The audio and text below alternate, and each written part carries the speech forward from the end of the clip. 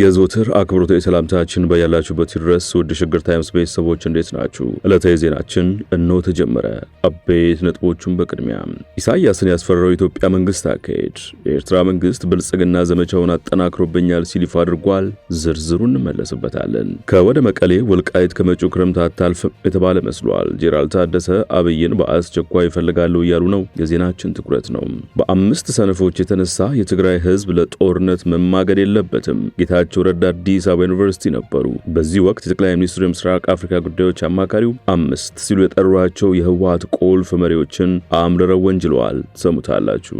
በአማራ ኦሮሚያና ትግራይ ከባድ እጥረት ተከስቷል። ህዝቡ ምን እያለ ነው? ከዚህ ውጪ ከግድያ ሙከራ የተረፉትን ፕሬዝዳንት ጉዳይም የምንመለከተው ይሆናል። ያዳመጣችሁን አብራችሁን ቆዩ ብለናል።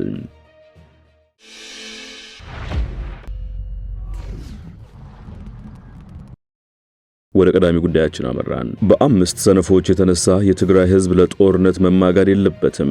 ጠቅላይ ሚኒስትሩ የምስራቅ አፍሪካ ጉዳዮች አማካሪ ሚኒስትር ጌታቸው ረዳ አምስቱ ሲሉ የጠሯቸውን የህወሓት ቁልፍ መሪዎች አምርረው ወንጅለዋል። ጌታቸው አንድ ፓርቲ ውስጥ ያሉ አምስት ሰነፎች ሲሉ የጠሯቸው ግለሰቦች ትግራይን የህልውና ችግር ውስጥ ከተዋታል ሲሉ ተናግረዋል። ጌታቸው ይህን የተናገሩት ሴንተር ፎር ሪስፖንሲብል ኤንድ ፒስፉል ፖለቲክስ የተሰኘ ድርጅት ባዘጋጀው ውይይት ላይ ባደረጉት የመክፈቻ ንግግር ነው። ድርጅቱ ከአዲስ አበባ ዩኒቨርሲቲ ጋር በመተባበር ሰላም፣ ዲሞክራሲና ልማት በትግራይ እድሎችና ፈተናዎች በሚል ርዕስ ውይይት እያካሄደ ይገኛል። በዚህ ውይይት መድረክ ላይም ጌታቸው ረዳና የሰላም ሚኒስትሩ መሐመድ ኢድሪስን ጨምሮ በርካታ የተለያዩ ፖለቲካዊ አቋም ያላቸው የትግራይ ፖለቲከኞችና ተጽዕኖ ፈጣሪዎች ተገኝተዋል። በውይይት መድረኩ ላይ ንግግር ያደረጉት ጌታቸው ረዳ አሁን ከመቼውም ጊዜ በላይ የትግራይ ህዝብ ሰላም ያስፈልገዋል፣ አሁን የህልውና አደጋ ተጋርጦበታል ሲሉ ገልጸዋል። አሁን የትግራይ ህዝብ ልማት ይቆይለት ያሉት ጌታቸው መልማት ችግር የለውም ግን ህዝቡ የህልውና አደጋ ተጋርጦበታል ባይ ናቸው።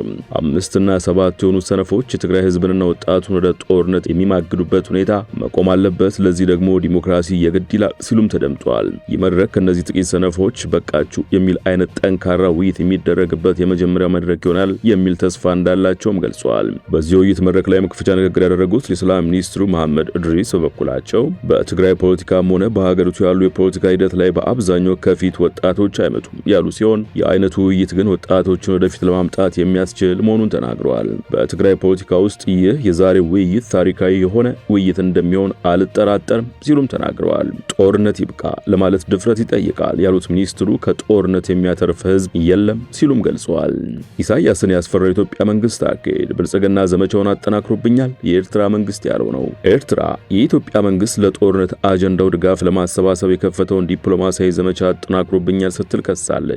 የኢትዮጵያ መንግስት ባለፉት ቀናት ኤርትራን የሚከሱ ደብዳቤዎችን ወደ ተባበሩት መንግስታት ድርጅት ዋና ጸሐፊና የሀገራት መሪዎች ልኳል በማለትም ወቅሷል። የኤርትራ መንግስት ይህንን ክስ በኢትዮጵያ ላይ ያቀረበው ትናንት ማስታወቂያ ሚኒስቴር በኩል ባወጣው መግለጫ ነው። የሀገሪቱ መንግስት መግለጫ ኢትዮጵያ ግጭትን በምክንያት ለማላበስና ለመቀስቀስ የሐሰት ባንዲራ እያውለበለበች ነው የሚል ክስን ያቀረበ ነው። መግለጫው ባለፉት ጥቂት ቀናት ውስጥ የኢትዮጵያ መንግስት በኤርትራ ላይ የከፈተውን ዲፕሎማሲያዊ ዘመቻ አጠናክሯል ሲል ይከሳል።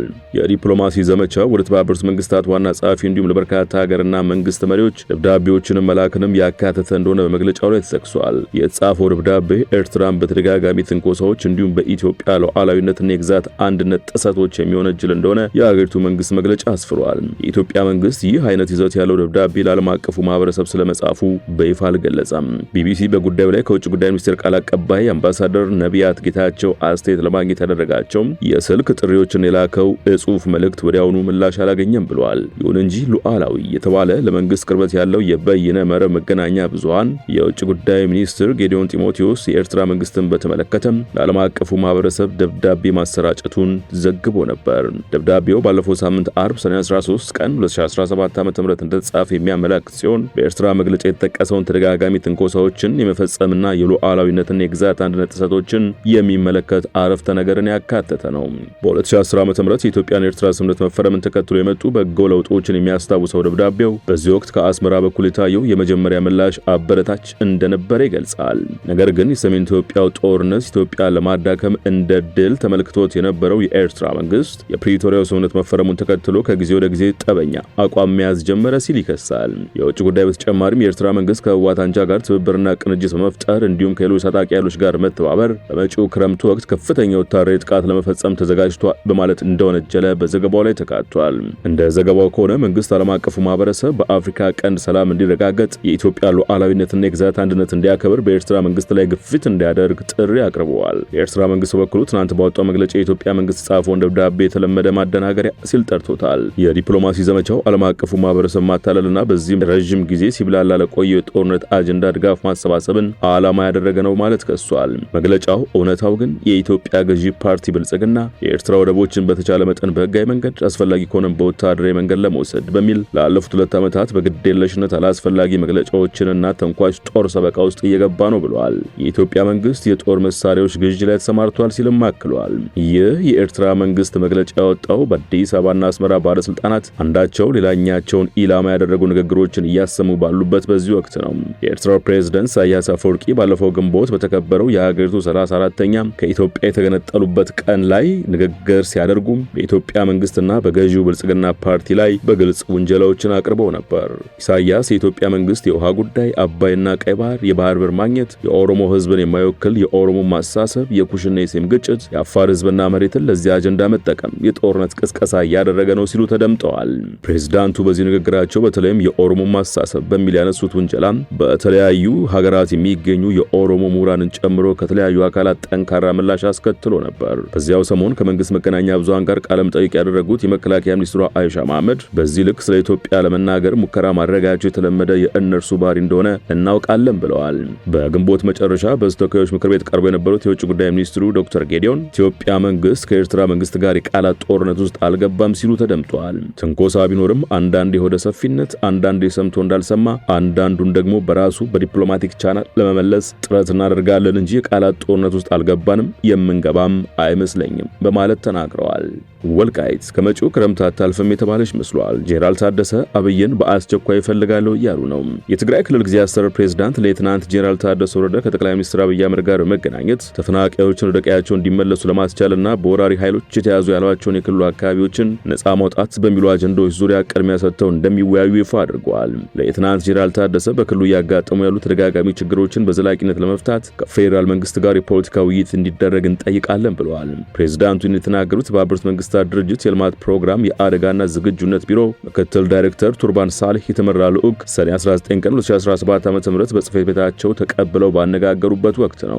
ፕሬዝዳንቱ ከልዑካኑ ጋር በነበራቸው ውይይት ወደ ጦርነት እንድንገባ የሚያደርገን ምክንያት የለም ሲሉ ገልጸው ተፈናቃዮች ወደ ቀያቸው እንዲመለሱ ለማድረግና የክልሉን የግዛት አንድነት ለማስጠበቅ ከፌዴራል መንግስት ጋር በቀጣይ ተቀራርቦ መስራት ያስፈልጋል ማለታቸውን ከጽሕፈት ቤታቸው የተገኘው መረጃ ያሳያል። የፕሬዝዳንቱ ጽሕፈት ቤት በመረጃው እነዚህን አጀንዳዎችንም ቅድሚያ ሰጥተው በቀጣይ ከጠቅላይ ሚኒስትሩ ጋር እንደሚወያዩ ቢያስታውቅም ውይይቱ መቼ እንደሚደረግ አልገለጸም። በሌተናንት ጄኔራል ታደሰና በኢትዮጵያ ከተባበሩት መንግስታት ልማት ፕሮግራም ልዑካን ቡድን መካከል የተደረገ ውይይት በትግራይ ክልል ወቅታዊ ሁኔታና በፕሪቶሪያ ስምምነት አፈጻጸም ዙሪያ ላይ ትኩረት ያደረገ መሆኑን ጽሕፈት ቤቱ ጠቁሟል። ፕሬዝዳንት ታደሰ በውይይቱ በፕሪቶሪያ ስምምነት አፈጻጸም ይሁን አጠቃላይ በትግራይ ደህንነት ዋስትና በአስተማማኝ ሁኔታ ለማረጋገጥ በትግራይና በፌዴራል መንግስት መካከል ፖለቲካዊ ውይይት እንዲደረግ ጊዜያዊ አስተዳደሩ ጥያቄ እንደሚያቀርብ መግለጻቸውን አስታውቋል። የፕሪቶሪያው ስምምነት በዋናነት አውዳሚውን ጦርነት ለማስቆምና በዘላቂነት ሰላምን ለማረጋገጥ የተፈረመ ነበር ሲሉ ፕሬዝዳንቱ አስታውሰዋል ያለው መረጃው፣ ይሁን እንጂ በፌዴራል መንግስቱ በኩል ተፈናቃዮች ወደ ቀያቸው እንዲመለሱና የክልሉ ግዛታዊ ሉዓላዊነት እንዲረጋገጥ ማድረጉ ረገድ ትልቅ ክፍተት አለበት ሲሉ መግለጻቸውን ጠቅሷል። በአዲስ አበባ ከተማ አስተዳደር ተዘረፈ የተባለው ሰነድ ምንድን ነው? በኮልፌ ቀራኒዮ ክፍለ ከተማ የመሬት መረጃ የያዘ ዋና የዳታ ሰርቨር ሰርቆ መውጣቱን መንግስትን በመቃወምና በመተቸት የሚታወቁ ሚዲያዎች ዘግበዋል። የተሰረቀው የመሬት መረጃ የያዘ ዳታ ሰርቨር በኮልፌ ቀራኒዮ ክፍለ ከተማ የመሬት መረጃ የያዘ ዋና የዳታ ሰርቨር ነው ብለዋል ምንጮቹ። ስርቆቱ በክፍለ ከተማው የመሬት አስተዳደር ቢሮ ሲፈጸም የሴኩሪቲ ካሜራው እንዲጠፋ ተደርጎ መሆኑም ታውቋል። ያም ሆኖ ግን ጉዳዩን በተመለከተ እስካሁን ከወደ መንግስት የተሰጠ ምላሽ የለም። በአማራ ኦሮሚያና ትግራይ ከባድ እጥረት ተከስቷል። ህዝቡ ምን እያለ ነው? ተከታዩ ዘገባ ምላሽ አለው። አማራ ኦሮሚያና ትግራይ ክልሎችን ጨምሮ በአንዳንድ የአገሪቱ አካባቢዎች ከፍተኛ የናፍጣ እጥረት በማጋጠሙ ለችግር መዳረጋቸውን አሽከርካሪዎች አስታውቀዋል። በአማራ ክልል መዲና ባህር ዳር ከተማ አሽከርካሪ ሆኑ ስማቸው እንዳይጠቀስ የጠየቁ አንድ አሽከርካሪ በከተማው የናፍጣ እጥረት በማጋጠሙ የዕለት ተዕለት ስራቸው መስተጓጎሉ ለአዲስ ስታንዳርድ ጠቁመዋል። ከጠዋት ጀምሮ ናፍጣ ለማግኘት ረዥም ሰልፍ እየተጠባበቁ ነው። እስካሁን ሰልፉ ትንሽ እንኳን አልቀነሰም ያሉት አሽከርካሪው አክለውም ዛሬ ያገኛለሁ የሚል ተስፋ እንደሌላቸው አስረድተዋል። እንደ አዲስ ስታንዳርድ ዘገባ በከተማዋ ተመሳሳይ ችግሮች ካለፉት 2 ዓመታት ጀምሮ በስፋት እንደሚስተዋሉ ገልጸው ነዳጅ በጥቁር ገበያው ንግድ በማደያ ከሚሸጥበት ዋጋ በጥፍ እየተቸበቸበ ነው ሲሉ አያይዘው ተናግረዋል። በክልሉ ሰሜን ሸዋ ዞን ደብረ ብርሃን ከተማ አሽከርካሪ በኩላቸው ቤንዚንና ናፍጣ እጥረት አጋጥሞ አጋጥሟል ብለዋል። ቀድሞኑ ነዳጅ ከማደያ መቅዳት ዘበት ነበር የሚሉት አሽከርካሪው በተለይ ከ3 ቀናት ወዲህ አሽከርካሪው ስራ እስከማቆም መድረሱን አስረድተዋል። በአንድ ማደያ ለአንድ ቀን ቆመህ ወረፋ ጠብቀህ ልትቀዳ ትችላለህ። ከዚያ ያለፈ ግን በጥቁር ገበያ ብቻ ገዝተህ ትጠቀማለህ ብለዋል። ሌላኛው በኦሮሚያ ክልል አዳማ ከተማ አሽከርካሪ የሆኑት ጅብሪል አህመድ በከተማዋ ቤንዚን የለም ማለት ይቻላል ሲሉ ይገልጻሉ። ናፍጣም በተመሳሳይ ረዣዥም ሰልፍ ነው ያለው ያሉት ጅብሪል በከተማዋ የነዳጅ እጥረት ዓመት ሊሆነው መቃረቡን ጠቁሞ ይበልጡኑ ግን ከ2 ሳምንት ወዲህ በከፍተኛ ሁኔታ አሽከርካሪው የተንገላታ መሆኑን አብራርተዋል። ማደያዎቹም ተነጋግረው ይመስል አንዱ ማደያ ሳይጨርስ ሌላው አይኖረውም ሲሉ ገልጸው ሳልቀዳ ሳምንት ስላለፈኝ አዲስ አበባ መጥቼ ለመቅዳት እያሰብኩ ነው ብለዋል። በተመሳሳይ በትግራይ ክልል ባጋጠመው የነዳጅ እጥረት ምክንያት በዘንድሮ ዓመት 2017 ዓ.ም የ2012ኛ ክፍል ፈተና የሚወስዱ ተማሪዎችን ወደ መፈተኛ ጣቢያዎች ለማጓጓዝ ፈተና እንደሆነበት የክልሉ ጊዜያዊ አስተዳደር ትምህርት ቢሮ ገልጿል። የጊዜያዊ አስተዳደሩ ትምህርት ቢሮ ትናንት ሰኔ 19 2017 ለትምህርት ሚኒስቴር እንዲሁም ለሀገር አቀፍ ትምህርት ምዘናና ፈተናዎች አገልግሎት በላከው ደብዳቤ ከፈተና በኋላም ወደ ቤተሰቦቻቸው ለመመለስም አሁን ያለው ነዳጅ እጥረት አሳሳቢ እንደሆነበት አስታውቋል። ጉዳዩን አስመልክቶ የንግድና ቀጣናዊ ትስስር ሚኒስቴር ሰኔ 14 ቀን 2017 ዓ.ም ባወጣው መግለጫ ቤንዚንና የአውሮፕላን ነዳጅ ከግንቦት 1 ቀን 2017 ዓ.ም ጀምሮ ነጭ ናፍጣና ሌሎች የነዳጅ ውጤቶች ከግንቦት 27 ቀን 2017 ዓ.ም ጀምሮ የጥቅል ድጎማን በማስቀረት በዓለም የነዳጅ ዋጋ መሰረት እንዲሆን መደረጉን አስታውቋል። መንግስት በሀገር ውስጥ ያለውን የነዳጅ ዋጋ ከ2014 ዓ.ም ጀምሮ ያደርግ የነበረውን የጥቅል ድጎማ በሂደት በመቀነስ ከሰኔ 2016 ዓ.ም መጨረሻ ከድጎማ ስርዓት በመውጣት በዓለም ገበያ ልክ እንዲሆን አድርጎ እንደነበር መግለጫው አስታውሷል። ሆኖም ግን መንግስት ተግባር ያደረገውን የማክሮ ኢኮኖሚ ማሻሻያ ተከትሎ የውጭ ምንዛሬ መጠን በማደጉም የሀገር ውስጥ የነዳጅ ዋጋ ጭማሪ ማሳየቱ ተጠቁሟል። ይህ በመሆኑ መንግስት ዝቅተኛ የህብረተሰብ ክፍል ኑሮ እንዳይጎዳ በማሰብ ከሐምሌ 2016 ዓ.ም ጀምሮ የጥቅል ድጎማ አድርገው ማቅረብ እንደነበረ ጠቅሶም ሆኖም ግን ከጎረቤት ሀገራት ጋር ያለው የነዳጅ ምርቶች ዋጋ ልዩነቱ ሰፊ ስለሆነ ለኮንትሮባንድና ህገወጥ ግብይት እንዲጋለጥ ከማድረጉም በተጨማሪ በመንግስት ላይ ያለው ጫና በከፍተኛ ሁኔታ በማደጉ በሂደት ከድጎማ ለመውጣት ባለፉት 11 ወራት ሰፋፊ ስራዎች መከናወናቸውንም መግለጫው አመልክቷል። ነገር ግን መንግስት ከድጎማው እንዳልወጣና ተጨማሪ ታክስ ክፍያዎች እንደሚተገበር በተለያዩ ማህበራዊ ሚዲያዎች የተሳሳቱ መረጃዎች መሰራጨታቸውን ተከትሎ በነዳጅ ማደያዎች ላይ ያልተገባ ወረፋ እየተስተዋለ መሆኑን በመግለጫው ተካቷል። መግለጫው አክሎም ህብረተሰቡ ማህበራዊ ሚዲያዎች የሚናፈሰው ከእውነት የራቀ አሉባልታ መሆኑን ተገንዝቦ ተረጋግቶ እንዲገበያይ ያሳስበዋል። በመጨረሻ አዲሱ የሶሪያው ፕሬዝዳንት አህመድ አልሻራ ከግድያ መትረፋቸው ተሰማ። ከሂዝቦላ ጋር ግንኙነት ያለው ከፍተኛ የአይስ ቡድን የሶሪያውን ፕሬዝዳንት አህመድ አልሻራን በደራ ከተማ ለመግደል ሙከራ አድርጓል ሲል ቲአርቲ ወርድ ዘግቧል። ከሂዝቦላ ውስጥ ካሉ አካላት ጋር ግንኙነት እንዳለው የተነገረለት ከፍተኛ የዳኢሽ አባል በቅርቡ በዳራ ባደረገው ጉብኝት የሶሪያውን ፕሬዝዳንት ለመግደል ሞክሯል ሲል በርካታ የመረጃና ቀጠናዊ የደህንነት ምንጮች ገልጿል ተብሏል። የሶሪያ የስለላ ድርጅት ከቱርክ የስለላ ድርጅት ጋር መተባበር ሴራውን ከመፈጸሙ በፊት መያዙን ምንጮች ጠቁመዋል ብሏል ዘገባው። የተጠርጣሪው ማንነት በይፋ ያልተገለጸ ቢሆንም በደቡባዊ ሶሪያ ውስጥ ወይም በሊባኖስ ድንበር ላይ ከሂዝቦላ ጋር ግንኙነት ያለው ኮንትሮባንድ አስተባባሪ እንደሆነ ተነግሯል። የሶሪያው ፕሬዝዳንት ስለ ጉዳዩ በይፋ የሰጡት መግለጫ የለም። ነገር ግን ዘገባዎች በርካታ ተጠርጣሪዎች በምርመራ ላይ መሆናቸውን አሳውቀዋል። ዜናችን አበቃ። በያላችሁበት ሰናይ ጊዜ።